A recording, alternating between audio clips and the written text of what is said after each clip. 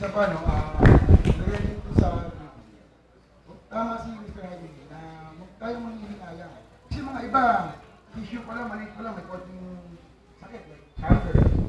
Sa ako, para sa akin, hindi ko na binibigyan ng chance yung ibon yan. Maliit pa lang, pinapatay ko na. Kasi, hindi para sa akin, hindi siya healthy.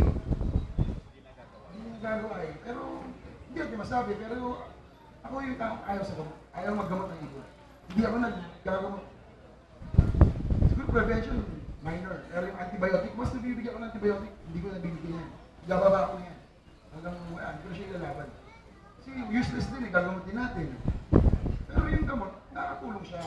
Like prevention, may prevent tayo, okay. Pero yung grabe na, useless din eh, gamutin mo. Okay.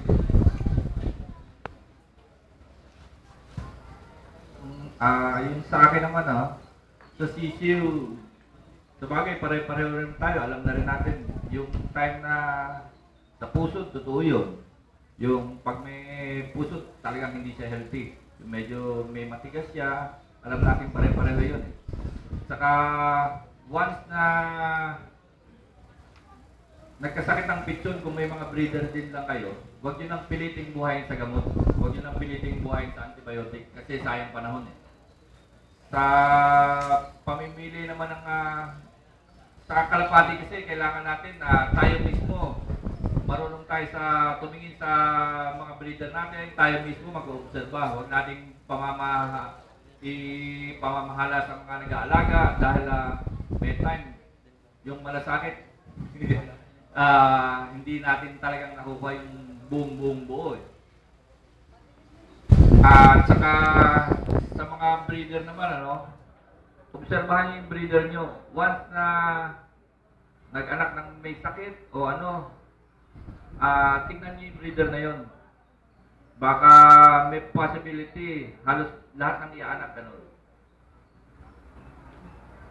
Kasi hindi ayos yung breeder na yan eh. Hindi kagaya may time na nag-aanak siya, paglaki halos hindi lumulugod yung mga inakay. Hindi siya talaga totally healthy yun. Tingnan niyo yung mga lahat ng inaanak nun, sunod-sunod pa, nagka-cancer, susunod na anak na generation, ganun din yun. Yun lang.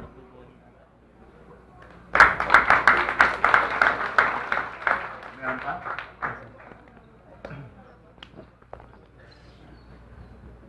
Hello, good evening. Sir, any one of you can answer the question. Nabanggit niyo ho yung tungkol sa medications. Kasi dito ho sa nangyari nitong mga races namin, marami ho talaga yung nagkakasakit. Usually, natutuloy siya, nagtatae, tapos tubig na talaga. And then, kami ho kasi hindi pa ho talaga ako nakapag-vaccinate.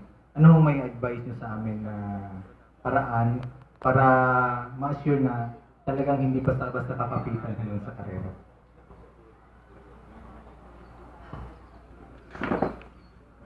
Yung nagtatae ng tubig, that's PMB, para mixto.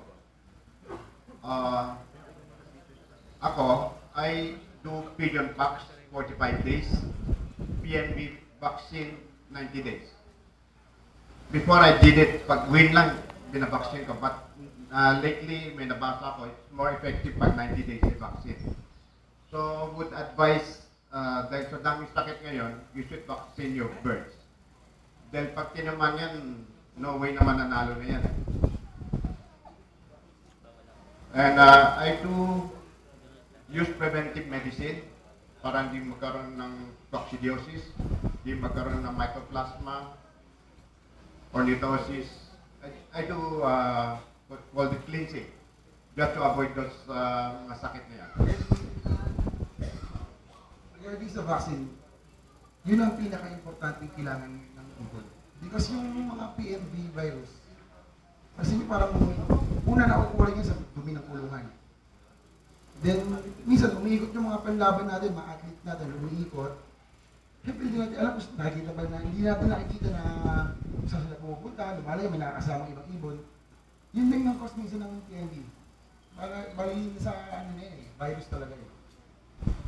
Kaya kailangan natin mag-inject ng PMV Opo, tama po yun. Kailangan po natin talaga ngayon sa dami ng saktang ibon, kailangan mag-inject tayo ng yung PMB vaccine. Lalong-lalo na po sa before training sa lahat ng club, hanggat maaari lahat ng ibon bago i-training may bakuna na siya. Sa akin naman yung sakit na PMB, once na totoo yung sabi ni Mr. Jaime, once na tinamaan ng ibon nyo ng PMB, yung chance nyo na manalo sa karera is malabo na. Mababang mababa. Sa karera, alam natin, mahirap i-predict na tayo mananalo. Mas alam natin na tayo talo.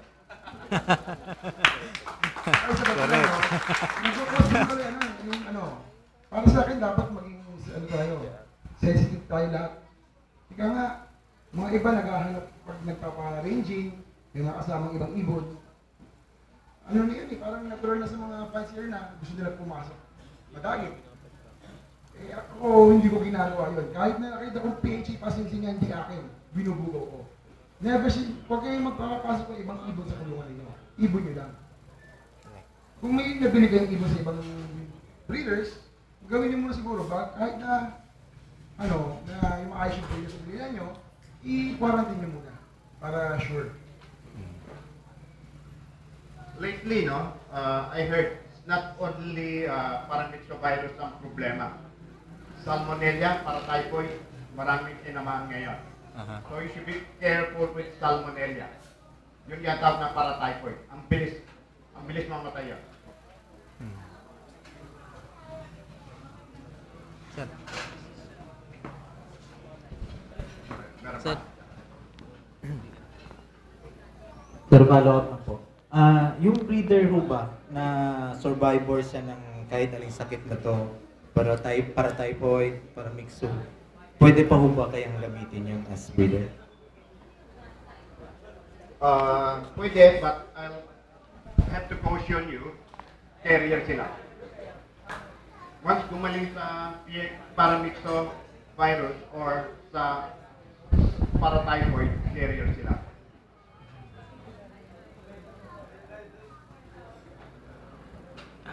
Anybody else?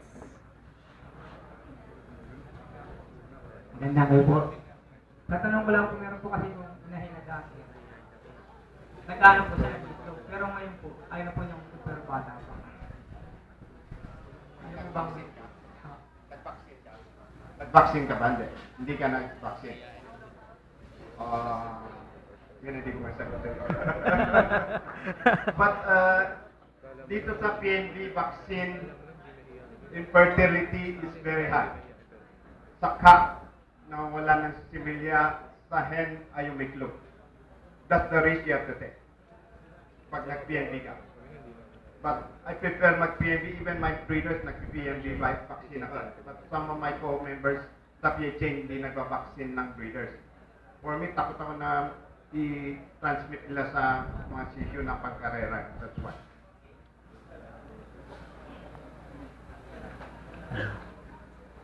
Kasi yung sinabi mong hindi umitlog, may mga dahilan yan eh. Tama yun, minsan may time pag binaksinan mo ng PMB, parang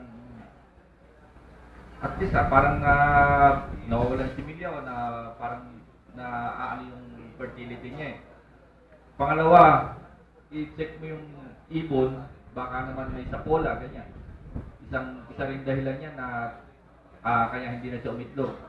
O kaya, baka hindi mo napansin, wala siya sa kondisyon o nagkasakit siya.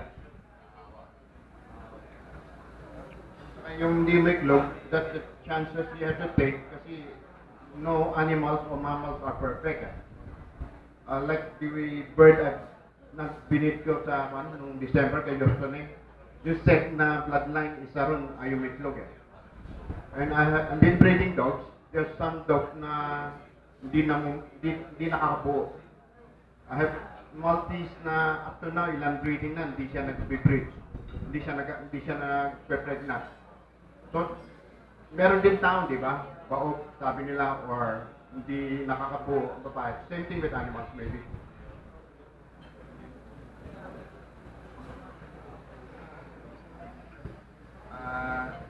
Sino pa pong gusto mag